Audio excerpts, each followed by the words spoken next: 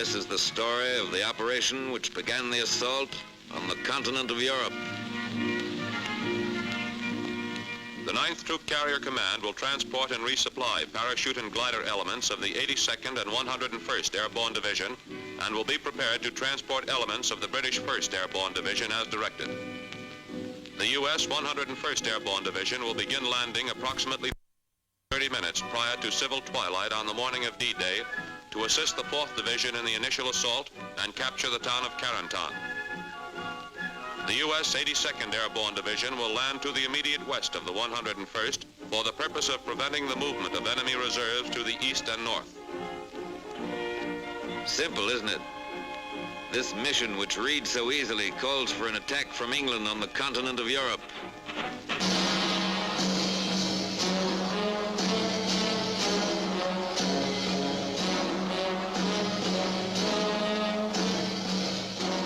The Festung Europa, walled in by the formidable defense in depth of the Atlantic Wall.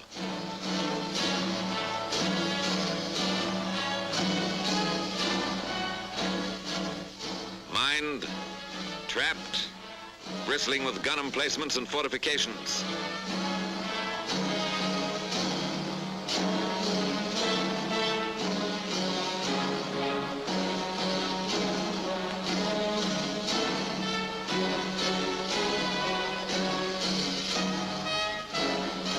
An impregnable barrier, said the Nazis.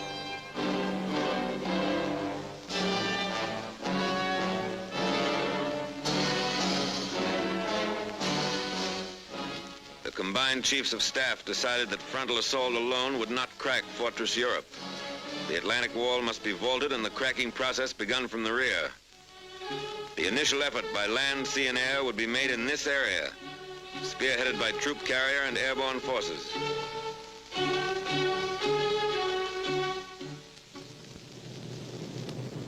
But before the D-Day, there must be a number of lesser D-Days. The first large-scale airborne operation was performed in conjunction with the assault on Sicily, 10 July 1943. Taking off from fields in Africa for dropping zones in Sicily, troop carrier units transported by glider and aircraft, units of the 1st British and the U.S. 82nd Airborne Divisions.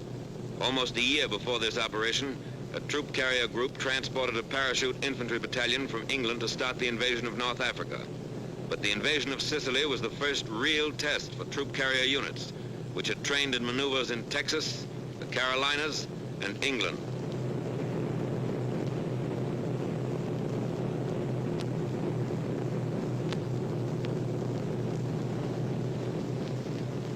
The Sicilian operation indicated there was much to be learned about the planning of an airborne operation.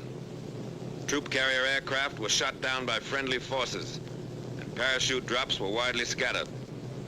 It was a tactical success, however, rich in experience for the units which would later participate in the assault on the continent. The lesson was driven home that more navigation aids were badly needed, that gliders must be landed at slow speeds, that some type of air brake was necessary to decrease the rate of descent of gliders going into small fields, that protection for the nose of the glider in rough landings should be provided, not only to protect the pilot, but to facilitate unloading. A technique had to be worked out for gliders landing on water.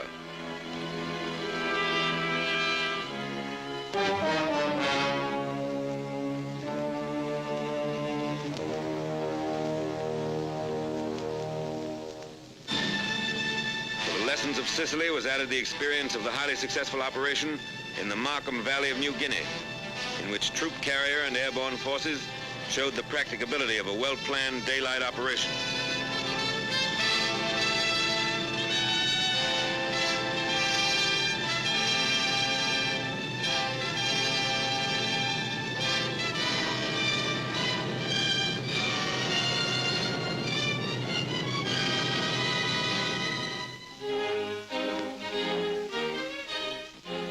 Back in the United States, many lessons learned from the operations in Sicily, Markham Valley, and Salerno were made a part of training and maneuvers.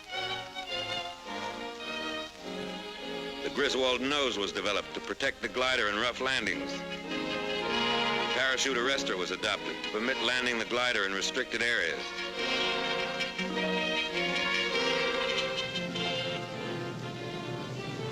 The intercom between tow plane and glider was introduced.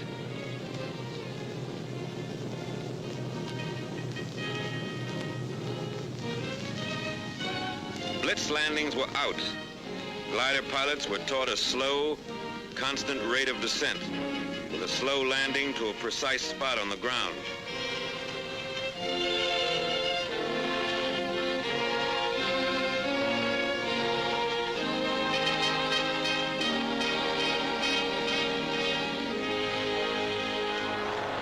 Many types of combat aircraft were suitable for towing the CG-4A glider. The B-25 was used. The P-38 performed its task well.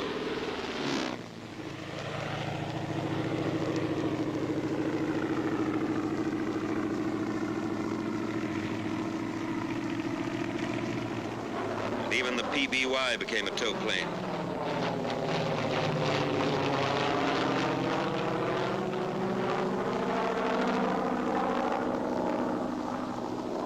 Note the takeoff of the PBY before the glider.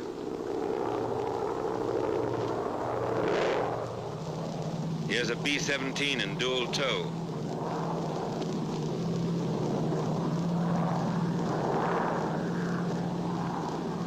And a triple tow by a C-54.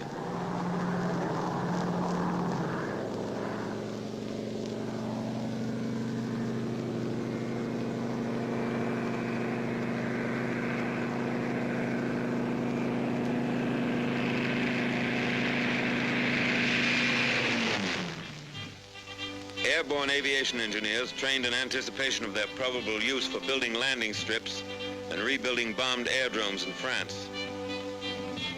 Troop carrier airplanes are converted in a matter of minutes into ambulance ships.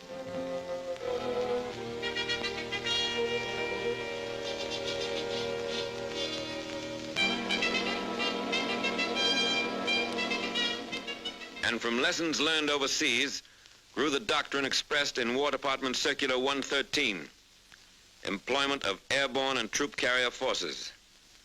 Doctrine was put into practice, and Circular 113 became the blueprint for all future airborne operations. Airborne and troop carrier units are theater of operation forces. Their employment must be an integral part of the basic plan made by the agency directing all land, sea, and air forces in the operation. The coordinating directive must be issued in time to allow realistic preparation and training by troop carrier and airborne units for the specific operation. Airborne troops must be employed in mass, and the bulk of the force landed in as small an area as possible. The use of highly trained Pathfinder teams dropped in advance to mark dropping zones and glider landing zones is essential. Procedures must be prescribed which will ensure that troop carrier aircraft on course at proper altitudes and on correct time schedules are not fired upon by friendly forces.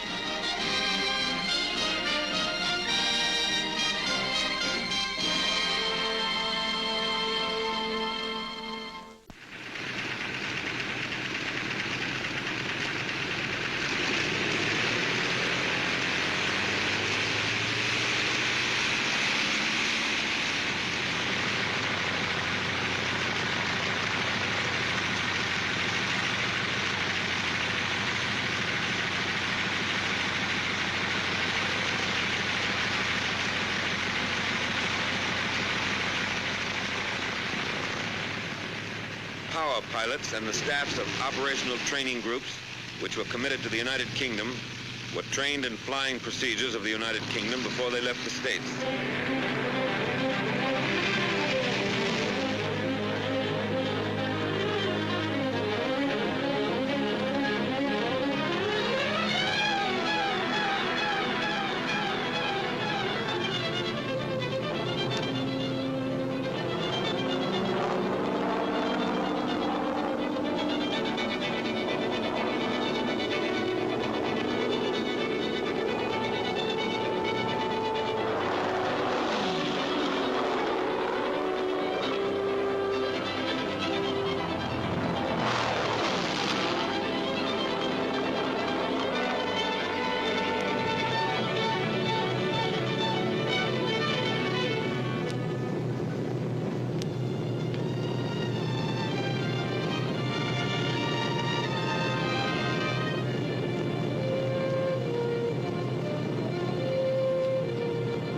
flying was emphasized, designed to prevent early detection by the enemy.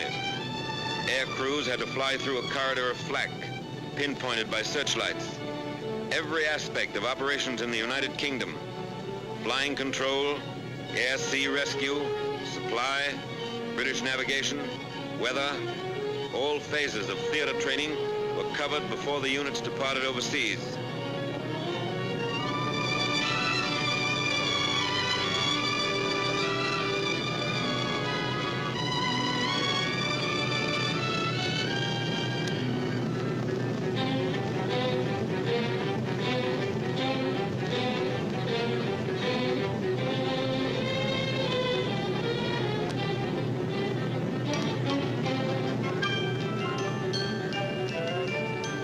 Maneuvers ended with gliders landing in small fields, similar to the potential landing zones in France.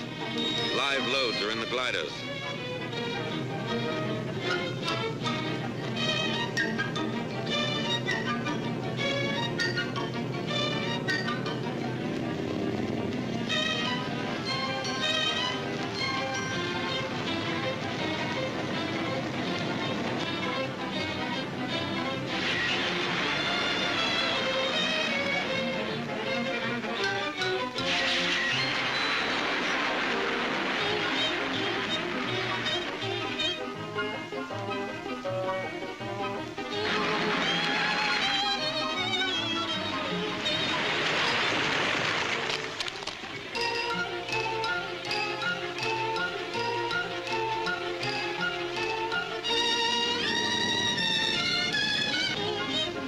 Airborne troops continue in their specialized tactics. Glider pilots are trained to stay in action with them until evacuated.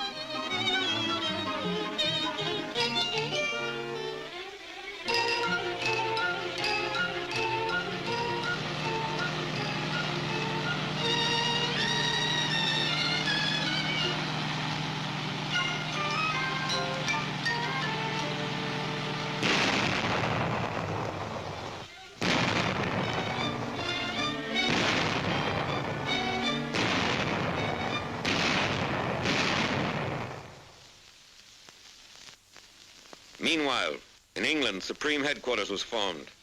The planning phase changed to the manning phase. The Airborne Planning Committee, headed by the Air Commander-in-Chief of the Allied Expeditionary Air Force, was composed of representatives from all the services involved in the airborne operation: Navy, ground, and air, as well as the Troop Carrier Command and the airborne divisions concerned. British ground crews helped assemble their own Horsa gliders before turning them over to Troop Carrier.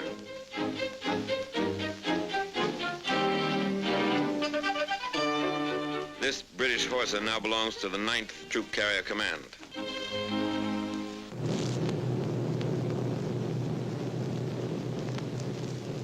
Each group now had 73 aircraft instead of the normal 52. The troop carrier force of 3 wings and 14 groups contained 1 experienced wing and 5 combat-wise groups from the Mediterranean. 3 planes in each squadron are equipped for aerial pickup.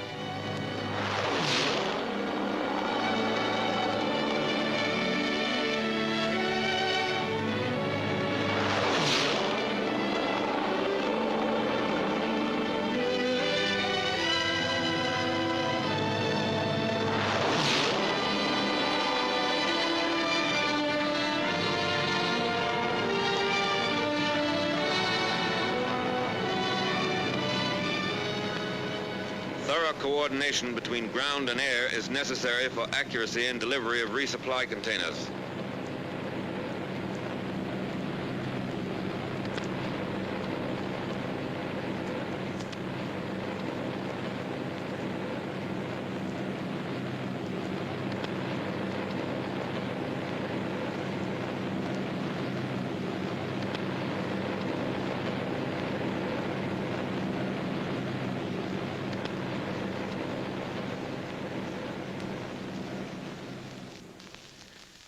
These men are pathfinders, a combined team of troop carrier crews and parachute technicians who will drop on objective areas and set up homing devices for the main aerial convoy.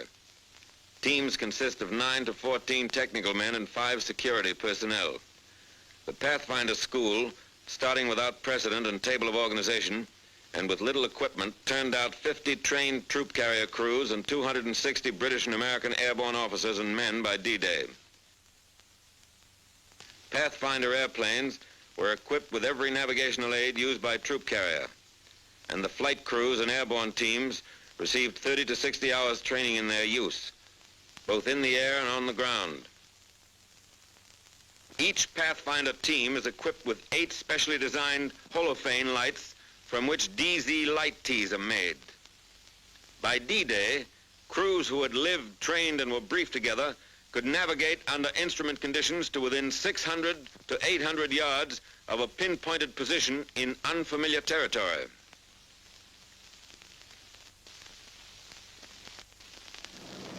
From March through May, 35 lower echelon and 3 full-scale command exercises were held, culminating in a full-dress rehearsal for the operation against the continent.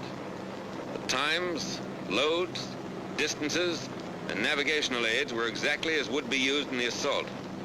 Landing zones were selected for their similarity to those in Normandy, which intelligence showed were 900 to 1,500 feet long and averaged 500 feet wide. Mosaics showed that the objective areas would hold 1,300 gliders. The Normandy fields were bounded by trees 15 to 75 feet high, along with numerous dense hedges.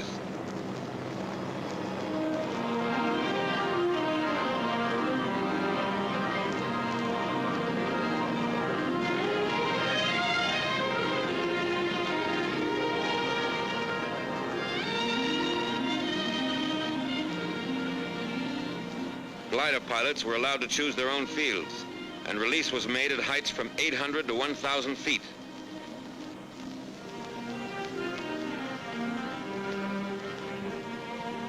Both ideas were impractical. The high release made the gliders more vulnerable to ground fire and sacrificed accuracy. And when each pilot chose his landing field, there were too many conflicting patterns. Following this maneuver, it was decided that leaders were to choose the landing field for the 3 other gliders in his element, and the release would be made at 400 to 600 feet.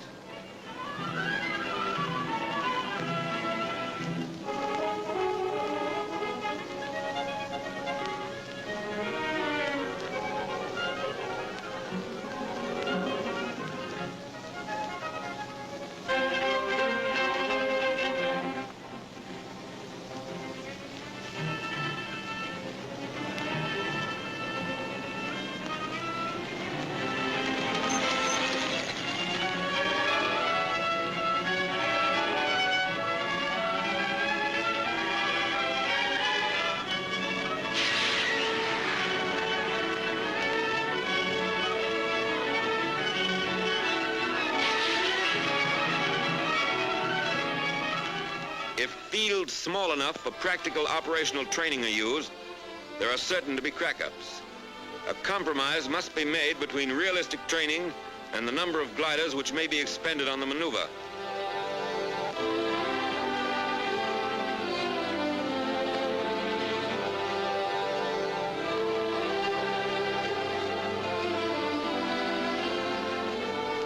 One reason the percentage of Horsa crack-ups was to be so much higher in the actual operation was that a sufficient number were not available for extensive practice in full-load landings into small fields.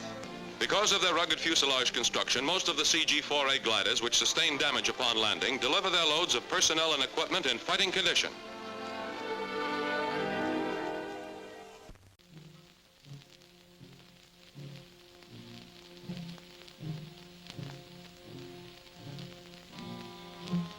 Airborne infantry file into buses for their last land-borne ride until D-Day.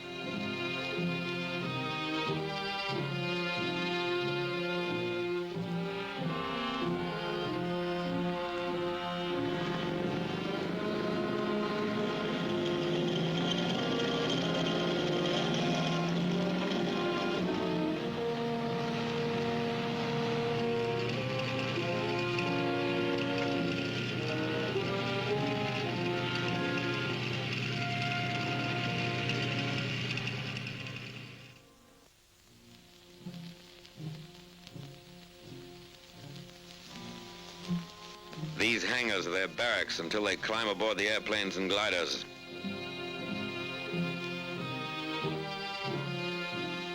New equipment is issued.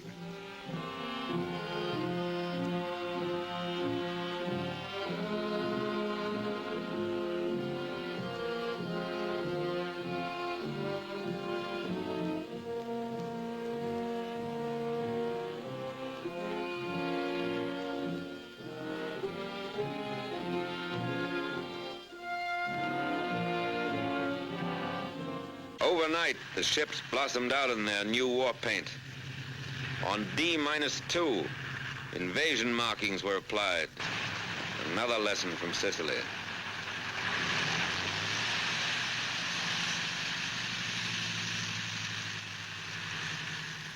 Invasion money revealed the objective. By now, the High Command insisted that individuals should know their destination.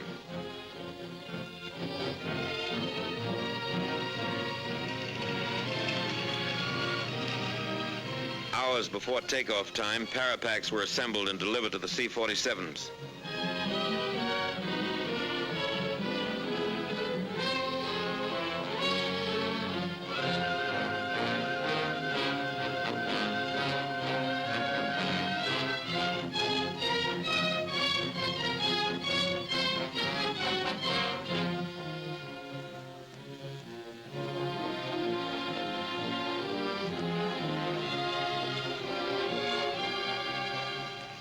LSTs received their quotas of troops who will cross the beaches and move forward if troop carrier and airborne have done their job.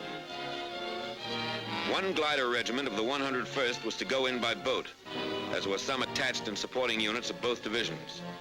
The lift, or the required aircraft and gliders, was not available to put them in by air as early as needed. D-Day -1, and time narrows down. Gliders for the first night's operation are assembled for the takeoff. Glider pilots are told to assemble at division headquarters after landing for evacuation to England. An airborne general has a final talk with his men.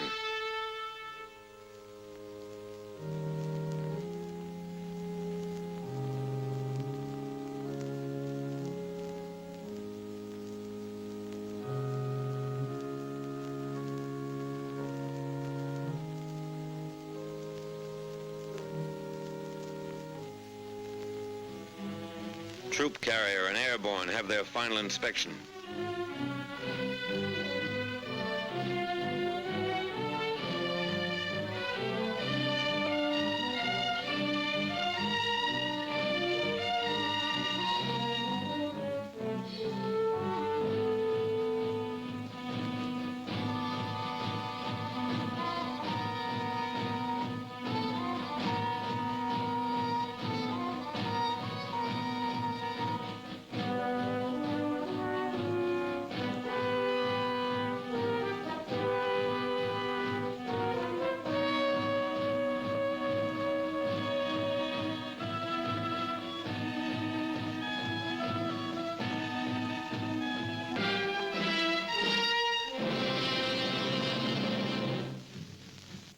More than a dozen fields, paratroopers march their ships.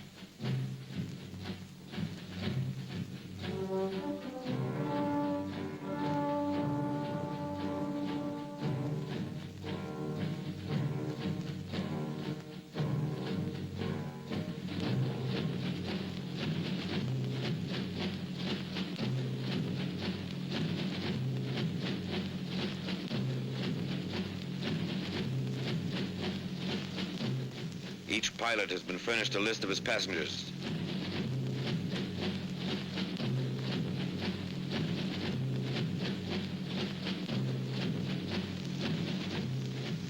Parapacks are checked.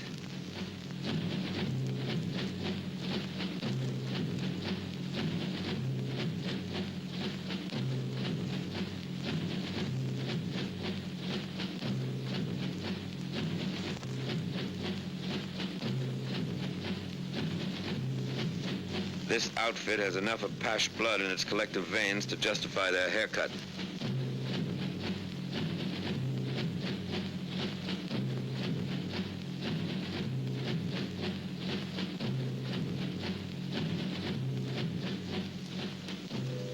There is a message from the Supreme Commander.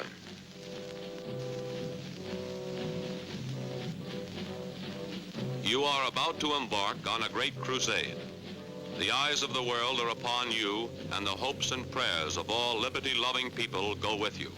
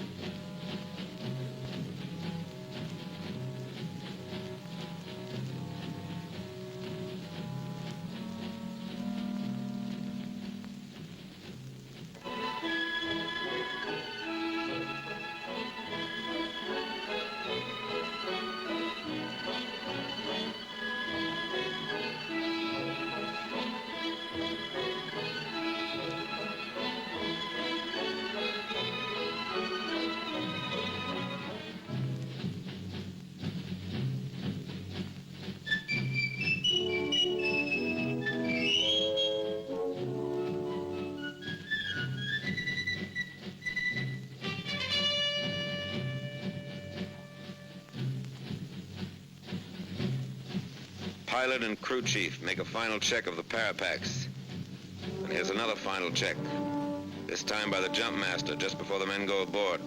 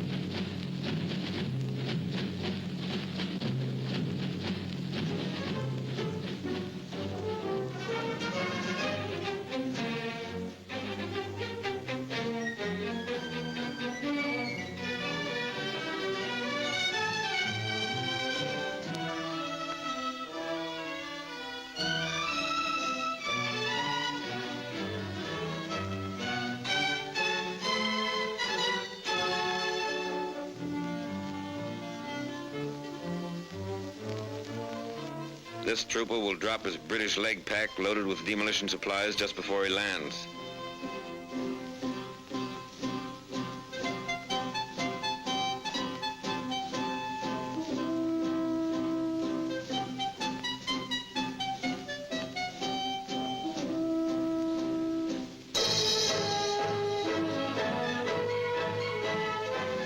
At dusk, Pathfinder teams board the ships that will show the way into enemy territory.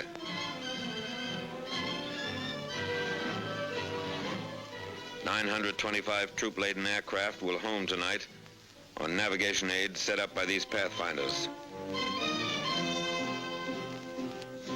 This is 1 minute out of 1 hour in one day in the world's history that has rarely been equaled. These are the first ships to take off in the airborne invasion of Fortress Europe.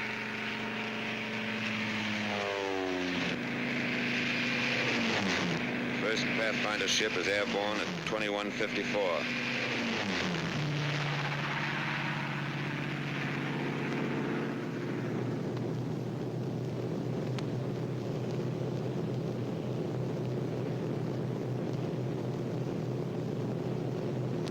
As the Pathfinders head for the coast of France, other C-47s move into position for their takeoff at the head of the runway.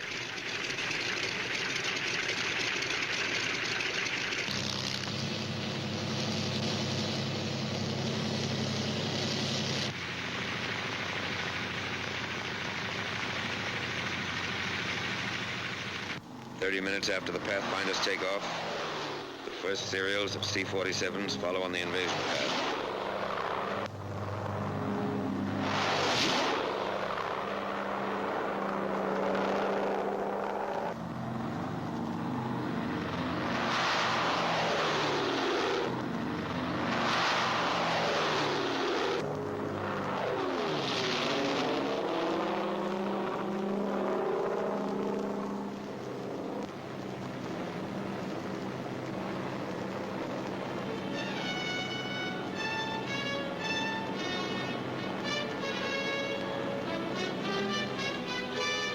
As troop carrier aircraft crossed the channel, the Allied invasion fleet has already weighed anchor.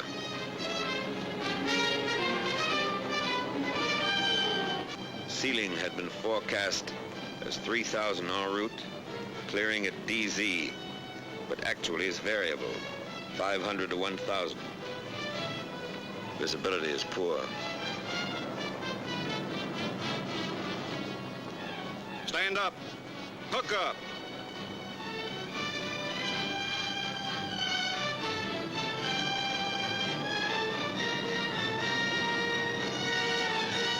Ready with the red. Show the red. Stand to door. Ready with the green. Show the green. Go.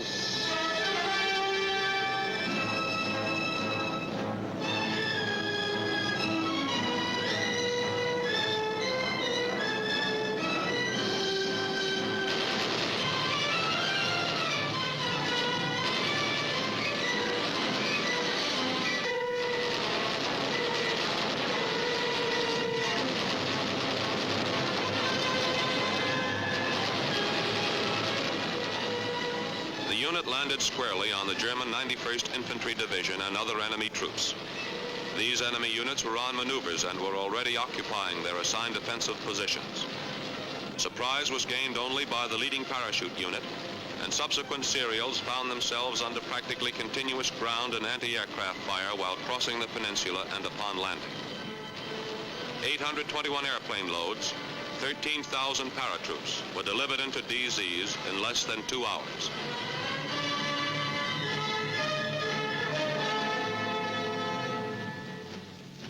Troop carrier had not planned or trained for a night glider landing, but more Panzers moving into the peninsula made 100 glider loads of anti-tank guns and troops essential for the initial phases. It was estimated that only 50% of personnel and equipment would be available for use after the landing. This calculated risk was accepted. The serials were made up of the reliable CG-4As, which were easier to put into strange fields in darkness. 0200. Time for the gliders to go.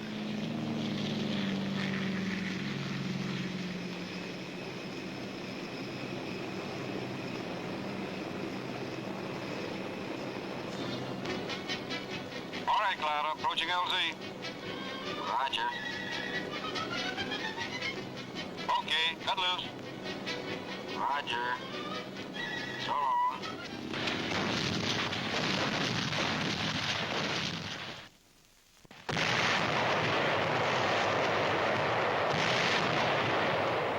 The coastal defenses are softened up for the beach landings.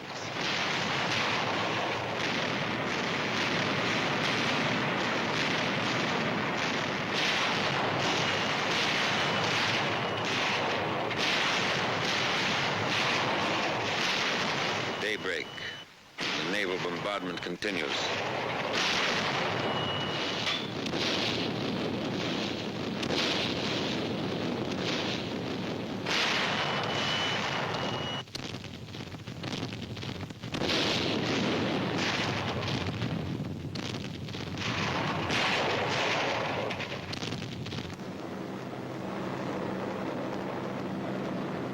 Marauders went in ahead of the troops to blast enemy coastal installations.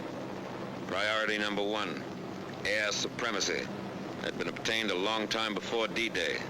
The 8th and 9th Air Forces had accomplished that. Standing offshore, the invasion craft wait as Allied planes blast the coast.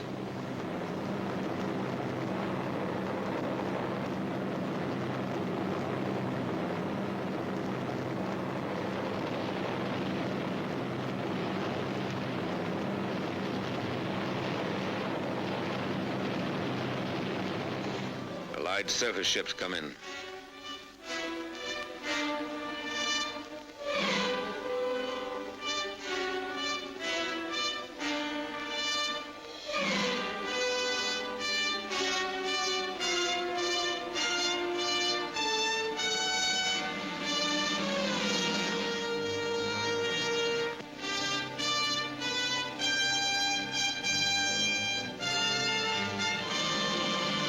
Go on to the next phase, with bombing and crippling of roads, bridges, waterways, railheads, the isolation of a battlefield.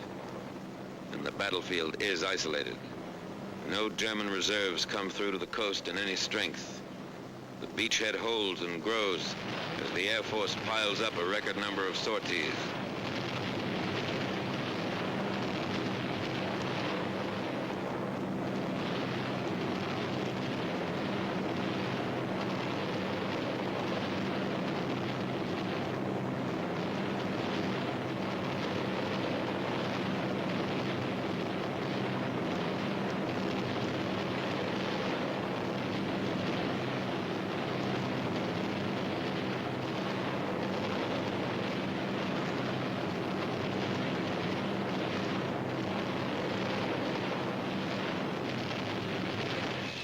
Fighters blast every target that moves on enemy ground.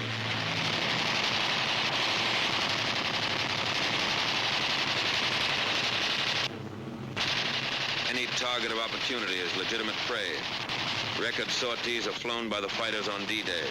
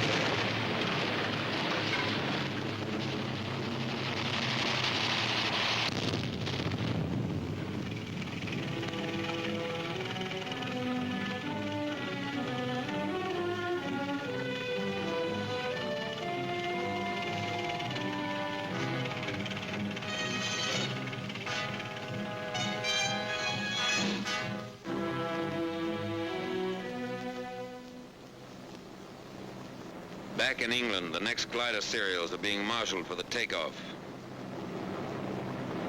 The C-47s are doing double duty. Back from the paratroop drops, they're ready to take off with gliders. Dual tow had been practiced in the States, but it was not used in this operation due to the extra time necessary for air assembly and to the additional marshalling space which it would require on the airdromes.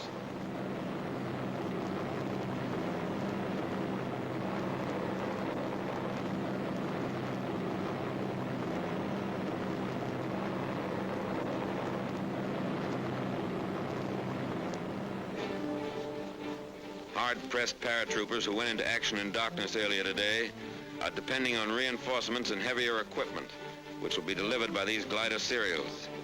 3 groups of fighter cover are in takeoff position at airdromes to the south.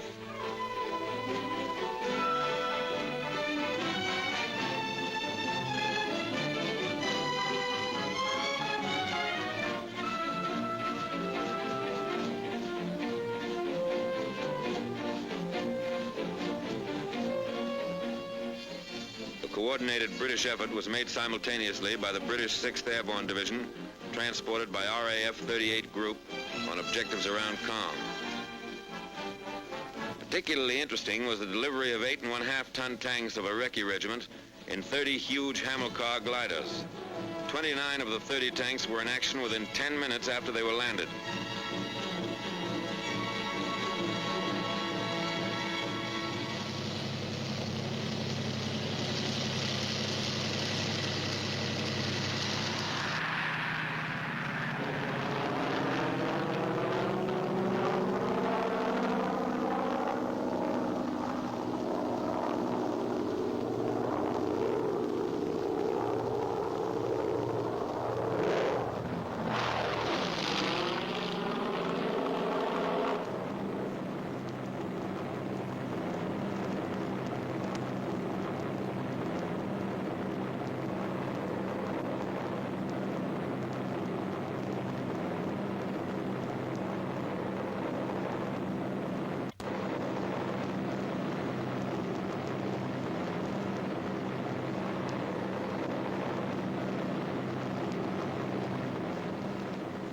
superiority makes possible this daylight operation.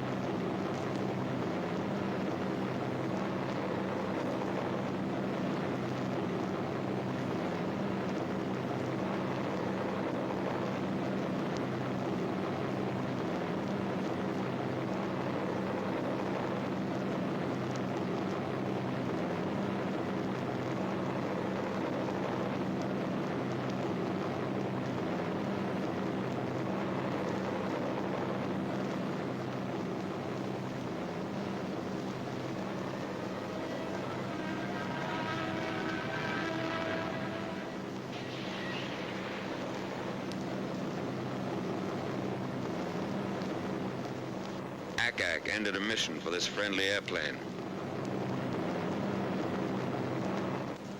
Two-way traffic, and it's congested.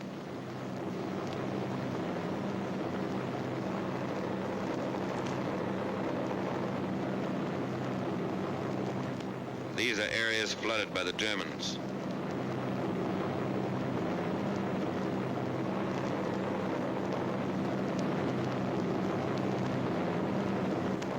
Parachutes and gliders from the previous serials.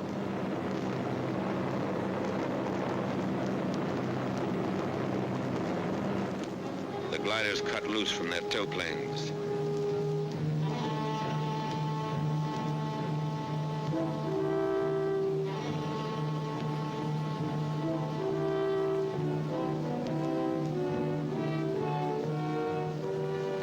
We have fighter cover all the way to the landing zone.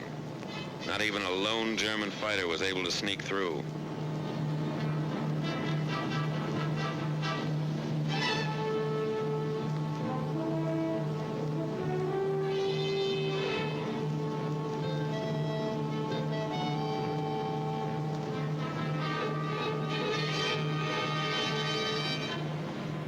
One of the gliders makes a landing in the flooded area.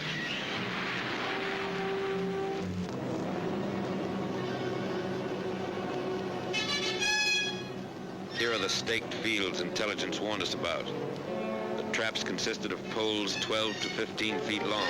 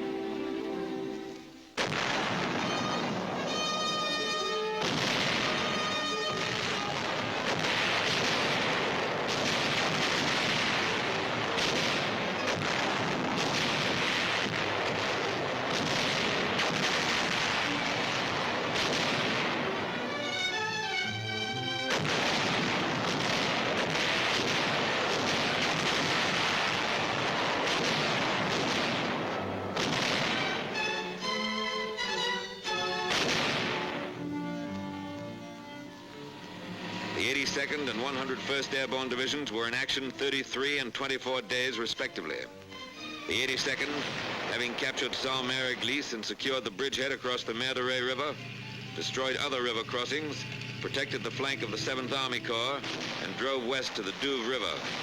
The 101st seized the areas assigned it, destroyed bridges, and drove on to Carentan to establish a defense area there.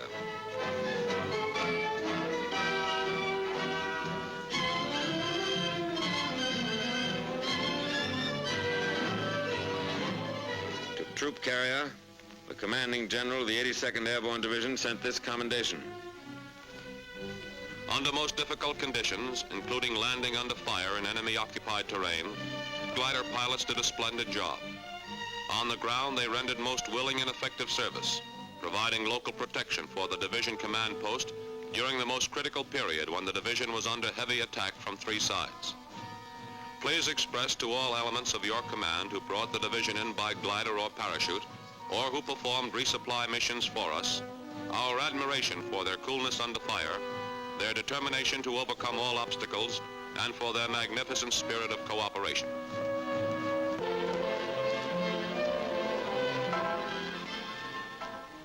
This is part of the price paid for 6 and 7, June 1944.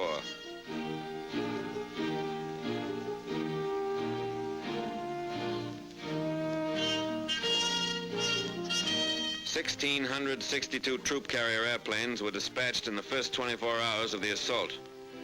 43 were lost and 311 damaged by small arms fire. A lot happened here that cameras could never get. But a corporal with the Pathfinders remembers. We were covering the landing of the first bunch of gliders. We were pinned down by German fire across the field. As the men came running out, they stepped right into it and started to drop all around us.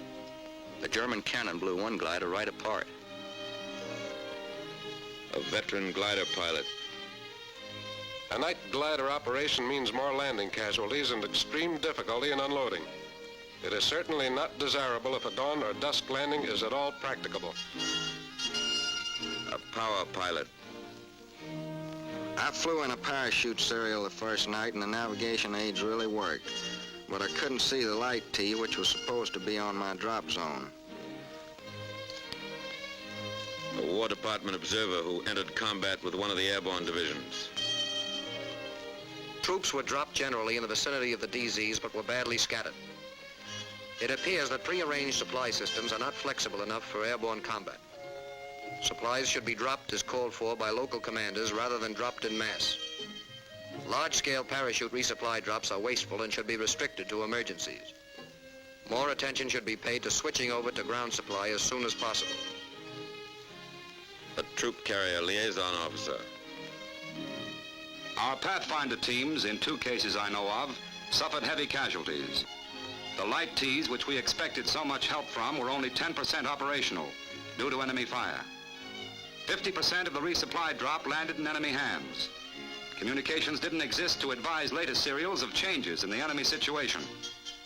Troop carrier operations and communications personnel should move with the first parachute or glider units. 89% of the horses and 50% of the wackos crashed in landing. But 75% of personnel and equipment were ready for combat.